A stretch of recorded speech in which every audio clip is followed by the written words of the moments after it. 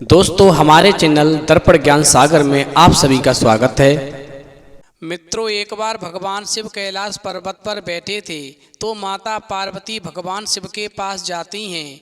फिर माता पार्वती को देख कर के भगवान शिव कहते हैं, पार्वती तुम जब भी मेरे पास आती हो मैं किसी ना किसी कार्य में व्यस्त मिलता हूँ, पर मैं आज पूरी तरह से खाली हूँ। मेरे पास में कोई काम नहीं है।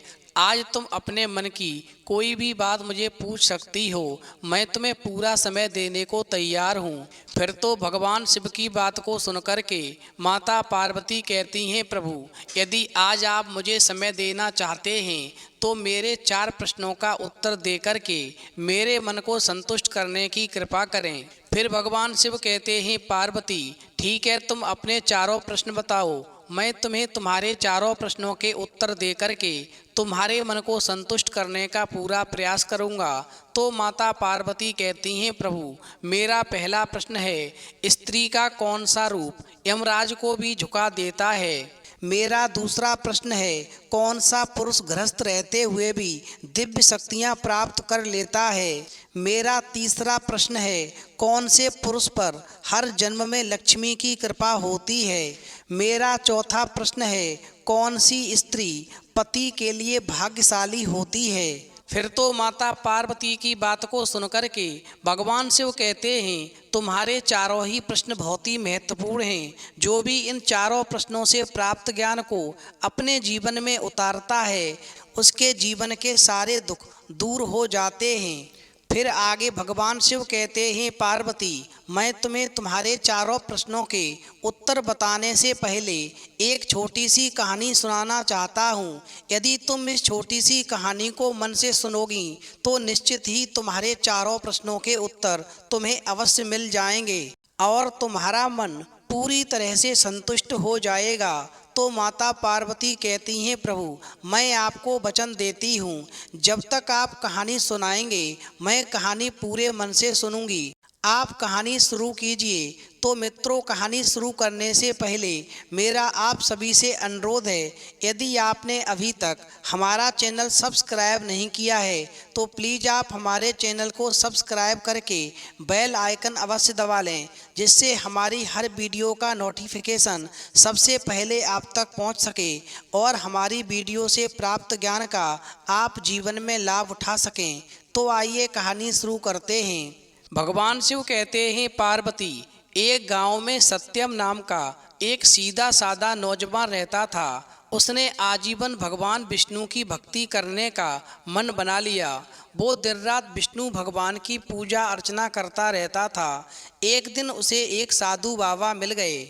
फिर सत्यम ने साधु बाबा से पूछा, बाबा मैं भगवान विष्णु को अपना आराध्य देव मान करके उनकी पूजा करता रहता हूँ, किंतु मैं भगवान के दर्शन करना चाहता हूँ, मुझे भगवान की भक्ति का मार्ग बताइए। भगवान शिव कहते हैं, पार्वती फिर साधु बाबा ने कहा, बेटा मैं भक्ति का मार्ग तो तुझे बता दूंगा, किंतु भगवान के दर्शन पाने के लिए अपना अहंकार छोड़ना होगा। इसके साथ ही तू गृहस्थ जीवन में रहते हुए भी भगवान को पा सकता है।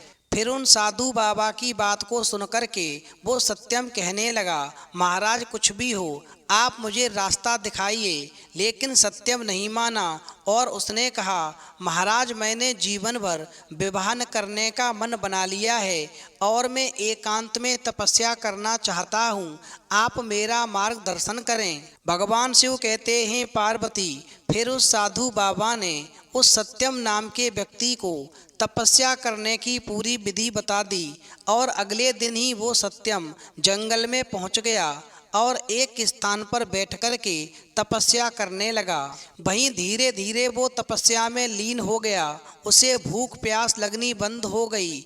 वो दिन रात भगवान विष्णु का ध्यान करने लगा। इस प्रकार उस व्यक्ति को कई वर्षें बीत गए। एक दिन सत्यम जब ध्यान लगा करके तपस्या कर रहा था तो उसे लगा जैसे उसकी तपस्या पूर्ण हो गई हो, उसके शरीर के अंदर अलौकिक शक्तियां भर गई हों। भगवान शिव कहते हैं, पार्वती फिर तो ऐसा नज़ारा देख कर के वो सत्यम बहुत ही खुश हुआ और उसने भगवान के इस चमत्कार को नमन किया। फिर वो और तपस्या करने लगा। उसी समय पर एक पेड़ पर एक चिड़िया चहचहा रही थी और उसकी आवाज़ से उस सत्यम की तपस्या भंग हो रही थी। भगवान शिव कहते हैं, पार्वती, चिड़िया इस सब नज़ारे से बेखबर थी। उसे ये नहीं मालूम था कि कोई तपस्या कर रहा है और उसकी चहचहाहट से किसी की तपस्या भंग हो रही है। वहीं चिड़िया की चहचहाहट सुनकर के सत्यम को गुस्सा आने लगा। उसने आंखें खोलकर चिड़िया से कहा, मूर्ख चिड़िया, तुझे दिखाई नहीं देता मैं तपस्या कर रहा हूँ। मेरी तपस्या तूने भंग कर दी है, इसकी सज़ा तुझे अवश्य मिलेगी। फिर तो ऐसी बात सुनकर के वो चिड़िया रोने लगी और माफ़ी मांगने लगी और वो कहने लगी, आप व्यर्थ गुस्सा कर रहे हैं, आपको व्यर्थ का अहंकार है। मुझे नहीं मालूम था कि आप तपस्या कर रहे हैं और मेरी चहचहाहट से आपकी तपस्या भंग हो रही है। यदि मुझे मालूम होता तो मैं बिल्कुल आवाज़ नहीं निकालती। भगवान शिव कहते हैं, पार्वती, चिड़िया की लाख विनती करने पर भी सत्यम ने उसकी एक भी नहीं सुनी और उसको माफ़ नहीं किया। वहीं सत्यम ने जैसे ही गुस्से से चिड़िया की ओर देखा तो चिड़िया जल कर के वहीं भस्म हो गई। फिर तो ये चमत्कार देख कर के वो सत्यम बहुत खुश हुआ और उसने मन ही मन में कहा कि इस संसार में अब मुझसे शक्तिशाली और कोई ज्ञानी दूसरा नहीं है। और ऐसा सोच कर के वो एक गांव की तरफ चल दिया। वहीं सत्यम बहुत सालों के बाद में गांव में आया था। उसे कोई पहचान नहीं पाया। वहीं सत्यम एक घर के पास पहुंचा और उसने कहा, माई, आपके द्वार पर बाबा आए हैं, भिक्षा दे दो। वहीं घर के अंदर से कोई आवाज़ नहीं आई। फिर कुछ देर इंतजार करने के बाद में सत्यम ने फिर आवाज़ लगाई, माई, आपके द्वार पर एक बाबा खड़ा है, आप उसे तत्काल भिक्षा दो। फिर साधु की आवाज़ को सुनकर के घर के अंदर से एक औरत की आवाज़ आई और उसने कहा, साधु बाबा, तनिक इंतजार कीजिए, मैं अभी अपने पति को भोजन करा रही हूँ और भोजन कराने के बाद में मैं उनके पैर दबाऊंगी। उनकी सेवा जब पूरी हो जाएगी उसके बाद में मैं आकर के आपको भिक्षा दूंगी। मैं अपने पति की सेवा अधबर में छोड़ कर के आपको भिक्षा देने नहीं आ सकती हूँ। भगवान शिव कहते हैं, पार्वती, इस प्रकार के वचन सुनकर के वो सत्यम क्रोध से भर गया। उसने कहा, मूर्ख स्त्री, क्या तू जानती है कि मैं कितना ज्ञानी तपस्वी साधु हूँ? मेरा अपमान करने का साहस इस संसार में किसी को नहीं है, फिर तूने मेरा अपमान कैसे किया? वहीं उस साधु का अहंकार देख कर के, उस साधु के क्रोध को देख कर के अंदर से उस पतिव्रता स्त्री की आवाज़ आई, क्षमा कीजिए महाराज, किंतु आप अपना गुस्सा व्यर्थ में जाहिर कर रहे हैं। मैं इस समय पर अपने पति की सेवा में लगी हूँ, आपके पास नहीं आ सकती हूँ।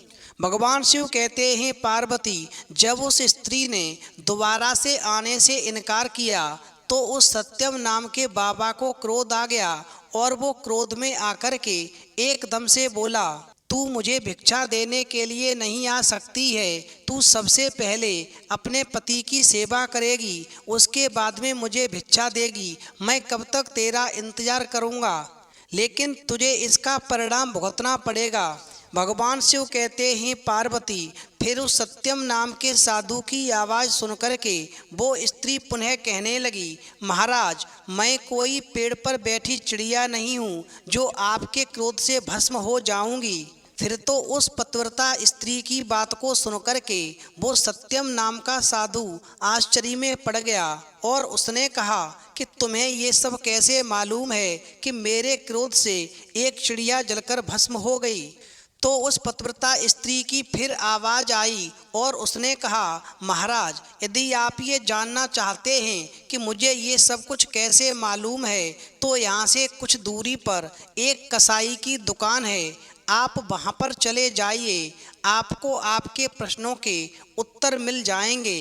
भगवान शिव कहते हैं, पार्वती, फिर तो सत्यम नाम का बाबा उस दुकान की ओर चल दिया और वो दुकान पर पहुँचा तो उसने क्या देखा कि एक कसाई मांस बेच रहा था। सत्यम बाबा को देख कर के वो दुकान से बाहर आ गया और सत्यम उससे पूछता। उससे पहले ही कसाई ने कहा, महाराज, आपको उस औरत ने भेजा है जो अपने पति को भोजन करा रही थी। भगवान शिव कहते हैं, पार्वती, फिर तो उस कसाई की बात को सुनकर के वो सत्यम नाम का साधु और अचंभित हो जाता है और एकदम से कहने लगता है कि तुम्हें ये सब कैसे पता है? वहाँ पर उस समय कोई नहीं था जब मेरे और उस औरत के बारे में वार्तालाप हो रहा था। तो कसाई कहने लगा, महाराज, आप मेरे साथ घर चलिए, वहाँ आपके सभी प्रश्नों के उत्तर आपको मिल जाएंगे। फिर तो कसाई की बात को सुनकर के वो सत्यम नाम का साधु उस कसाई के साथ में उसके घर पहुँच गया और फिर कसाई के घर पहुँच कर के उसने देखा कि कसाई ने घर जाकर के अपने बूढ़े माता पिता के पैर छुए और पूरे दिन में जो भी कमाया था उनके चरणों में रख दिया और फिर अपने माता पिता को अपने हाथों से खाना खिलाया। उसके बाद उनके पैर दबाता रहा। जब वो सो गए तब वो कसाई सत्यम के पास आकर बैठ गया। भगवान शिव कहते हैं, पार्वती, इस प्रकार उस पतिव्रता स्त्री और कसाई के आत्मज्ञान को देख कर के वो सत्यम नाम का जो बाबा था उसका घमंड समाप्त हो गया और उसने एकदम से उस कसाई के पैर पकड़ लिए और बोला, मैंने वर्षों तक तपस्या की जिससे अलौकिक शक्तियाँ मेरे अंदर आ गईं, लेकिन आज तक मेरे अंदर ये शक्ति नहीं आ पाई जो किसी के मन की बात भांप लें। मेरे क्रोध से चिड़िया जल गई। ये बात मेरे अलावा किसी को नहीं मालूम थी, लेकिन ये बात उस स्त्री ने भी बता दी और ये बात आपने भी बता दी कि मैं उस स्त्री के घर से आ रहा हूँ। आखिरकार ये कौन सी विद्या है जो आपको पूर्व की बातें मालूम पड़ जाती हैं? भगवान शिव कहते हैं, पार्वती, फिर वो कसाई जो था सत्यम नाम के साधु से कहने लगा, महाराज, जिस औरत ने आपको इंतजार करने के लिए कहा था और वो उस समय पर अपने पति की सेवा में लगी थी, उसने आपसे कहा था कि मैं पति की सेवा कर लूं। जब उनकी सेवा पूर्ण हो जाएगी उसके बाद में मैं आपको भिक्षा दूंगी, लेकिन आपने जिद की और आप नहीं माने। आपने व्यर्थ में क्रोध किया क्योंकि आप ये नहीं समझ पाए वो उस समय पर पतिव्रत धर्म निभा रही थी और इस पतिव्रत धर्म के आगे तो यमराज को भी झुकना पड़ता है। इसलिए हमेशा ध्यान रखना, एक पतिव्रता स्त्री में वो शक्ति होती है, उसे गृहस्थ होते हुए भी तपस्या का फल मिल जाता है। जिस प्रकार उस पतिव्रता स्त्री को उसके पति की सेवा का फल मिला और वो पूर्व की स्थिति को ठीक से समझ पाती है और कौन सी घटना घटित हो गई उसे पहले ही मालूम पड़ जाता है। और इसका प्रत्यक्ष प्रमाण ये है कि आपने उसका ज्ञान अपने आप से सुना है, अपनी आँखों से देखा है। भगवान शिव कहते हैं, पार्वती, वो कसाई कहने लगा, महाराज, ये बात तो रही पतिव्रता स्त्री की, पति की सेवा का फल उस स्त्री को मिला। अब मैं आपको अपने बारे में बताता हूँ कि मुझे ये शक्ति कैसे प्राप्त हुई कि आप उस पतिव्रता स्त्री के घर से चल कर के मेरे पास आए हैं। तो समझ लो, मैं पूरा दिन जीव हत्या करके उनका मांस बेचता हूँ क्योंकि वो मेरा कर्म है, व्यवसाय है, किंतु घर में सब कुछ अपने माता पिता को अर्पण कर देता हूँ। उनकी सेवा मैं पूरे मन से करता हूँ। वहीं समझ लो, माता पिता की सेवा करने से ही मुझे गृहस्थ होते हुए भी उस तपस्या का फल मिल गया, जिससे मैं सब कुछ जान पाता हूँ कि कौन सी घटना घटित हो गई। फिर तो भगवान शिव कहते हैं, पार्वती, उस कसाई की बात को सुनकर के एकदम से सत्यम नाम का साधु रोने लगा। उसने कहा कि मैंने कई वर्षों तक तपस्या की, भगवान को पाने के लिए की, किंतु एक क्षण के अहंकार ने मेरी तपस्या भंग कर दी। शायद मैंने अहंकार न किया होता, शायद मैंने अपने ज्ञान का अहंकार न किया होता, क्रोध करके उस चिड़िया को न जलाया होता, तो शायद आज मेरे अंदर भी वो शक्ति अवश्य होती जो मैं पूर्व की स्थिति को ठीक से समझ पाता। मित्रों, विद्वान भी कहते हैं कि पछताने से क्या होता, जब चिड़ियां चुग गईं खेत रे। फिर तो उस सत्यम नाम के साधु की बात को सुनकर के, उसके पश्चाताप को देख कर के वो कसाई कहने लगा, आपका मन अब निर्मल हो गया है। आप गृहस्थ जीवन में रहते हुए प्रभु को याद कीजिए, अपने माता पिता की तन मन धन से सेवा कीजिए। इससे बड़ी तपस्या कोई दूसरी नहीं है। और जो अपने माता पिता की तन मन धन से सेवा करता है, उसे जीवन की वो हर शक्ति प्राप्त हो जाती है, जिससे उसके जीवन के सारे कष्ट दूर हो जाते हैं। सच्चे मन से माता पिता की सेवा करने वाले हर पुरुष को अलौकिक शक्तियाँ प्राप्त हो जाती हैं। लक्ष्मी की कृपा जन्म जन्मांतर उनके ऊपर बनी रहती है। अंत में भगवान शिव कहते हैं, पार्वती, तुम्हारा पहला प्रश्न था कि स्त्री का कौन सा रूप यमराज को भी झुका देता है, तो समझ लो, स्त्री का पतिव्रता होना, स्त्री का पतिव्रता रूप यमराज को झुका देता है। मौत भी उसके सामने नहीं टिकती। जिस प्रकार सावित्री ने अपने पति सत्यवान के प्राण यमराज से छुड़ा लिए थे और यमराज को झुकना पड़ा था, क्योंकि सावित्री एक पतिव्रता स्त्री थी। इसलिए हर स्त्री को अपने पति की सेवा करनी चाहिए। पति की सेवा करने वाली स्त्री को जीवन के सर्व सुख प्राप्त होते हैं, उसके जीवन में कभी कष्ट नहीं आता। फिर भगवान शिव कहते हैं, पार्वती, तुम्हारा दूसरा प्रश्न था, कौन सा पुरुष गृहस्थ रहते हुए भी दिव्य शक्तियाँ प्राप्त कर लेता है, तो समझ लो, जो पुरुष अपने माता पिता की तन मन धन के साथ में सेवा करता है, सच्चे मन से सेवा करता है, उनको कभी कोई कष्ट नहीं देता। ऐसे पुरुष को माता पिता के आशीर्वाद से वो दिव्य शक्तियाँ प्राप्त हो जाती हैं, जिनसे वो अपने जीवन के हर संघर्ष में सफलता प्राप्त कर सकता है, हर घटना को भांप सकता है। भगवान शिव कहते हैं, पार्वती, अब तुम्हारा तीसरा प्रश्न था कि कौन से पुरुष पर हर जन्म में लक्ष्मी की कृपा होती है, तो समझ लो, जो पुरुष अपने माता पिता की सेवा करते हैं, तो माता पिता के आशीर्वाद से ऐसे पुरुष के जीवन में धन की कमी नहीं रहती और जन्म जन्म तक लक्ष्मी की कृपा बनी रहती है। फिर अंत में भगवान शिव कहते हैं, पार्वती, तुम्हारा चौथा प्रश्न था कि कौन सी स्त्री पति के लिए भाग्यशाली होती है, तो समझ लो, जिस स्त्री के अंदर ये 4 गुण होते हैं, वो स्त्री अपने पति के लिए भाग्यशाली होती है। नंबर 1, गृह दशा। गृह दशा का मतलब होता है ऐसी स्त्री जो कि गृह यानी घर के काम में दक्ष हो, जैसे भोजन पकाना, साफ सफाई, घर को सजाना संवारना, कपड़े बर्तन, अतिथि सत्कार, परिवार की जिम्मेदारी निभाना, सीमित संसाधनों में गृहस्थी चलाना आदि कामों में जो स्त्री निपुण होती है, ऐसी स्त्री पति के लिए भाग्यशाली होती है। साथ ही ऐसी स्त्री को अपने पति और परिवार से भी खूब प्रेम मिलता है। नंबर 2, प्रियवंदा। प्रियवंदा का मतलब होता है मधुर बोलने वाली। ऐसी स्त्री पति से बात करते समय मधुर और संयमित भाषा का प्रयोग करे, वो स्त्री अपने पति से खूब प्रेम पाती है। नंबर 3, पतिप्राणा। पतिप्राणा स्त्री को पतिपरायणा स्त्री भी कहा जाता है। ऐसी स्त्रियां पति द्वारा कही गई बातों का पालन करती हैं। वो कभी कोई ऐसी बात नहीं करती जिससे पति का मन दुखी हो। इसलिए ऐसी स्त्री पर उनके पति भी प्यार लुटाते हैं और उन्हें सम्मान देते हैं। नंबर 4, पतिव्रता।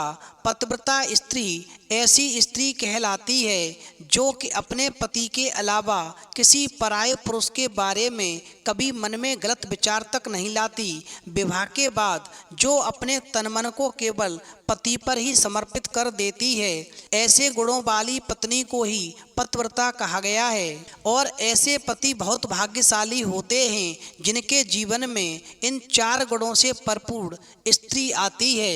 वहीं केवल इन 4 गुणों से भरपूर स्त्री केवल उन्हीं पुरुषों को मिलती है जो अपने माता पिता की सेवा सच्चे मन से करते हैं, उन्हें कभी कष्ट नहीं देते।